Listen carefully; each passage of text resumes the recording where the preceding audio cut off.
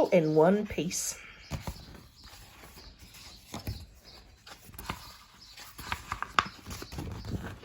Mr. Large was getting ready for work. "Don't forget the office dinner dance tonight, dear," he said. "Of course I won't," said Mrs. Large. "I've been thinking about it all year." "Are children allowed at the dinner dance?" asked Lester. "No," said Mrs. Large. "It'll be too late for little ones." "What about the baby?" asked Luke. "Granny is coming to take care of everyone," said Mrs. Large, "so there's no need to worry." Granny arrived at tea time. The children were already bathed and in their nightclothes. Granny gave them some painting to do while she tidied up, and Mr. and Mrs. Large went upstairs to get ready. Luke sneaked into the bathroom while Mr. Large was shaving. "Will I have to shave when I grow up?" he asked, patting foam onto his trunk. "Go away," said Mr. Large. "I don't want you ruining my best trousers."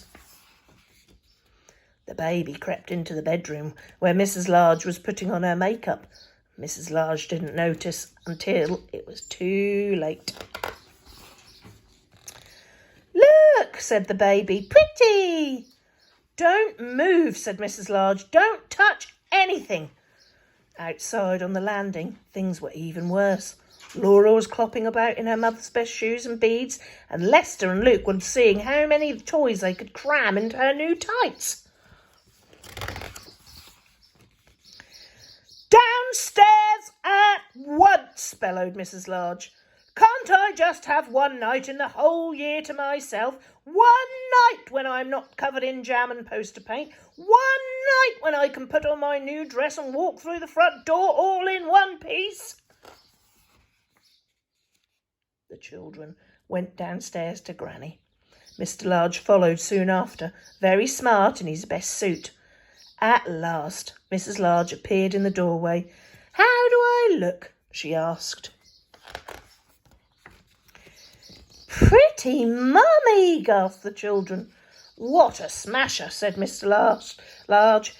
"You look like a film star, dear," said Granny. "Hands off," said Mrs. Large to the paint-smeared children. Mr. and Mrs. Large got ready to leave. "Goodbye, everyone," they said. "Be good now." The baby began to cry. "Just go," said Granny, picking her up. "She'll stop as soon as you've left. Have a lovely time." "We've escaped," said Mr. Large with a smile, closing the front door behind them. "All in one piece," said Mrs. Large, "and not a smear of paint between us." "Actually," said Mr. Large gallantly, "you'd look wonderful to me, even if you were covered in paint." Which was perfectly true, and just as well, really.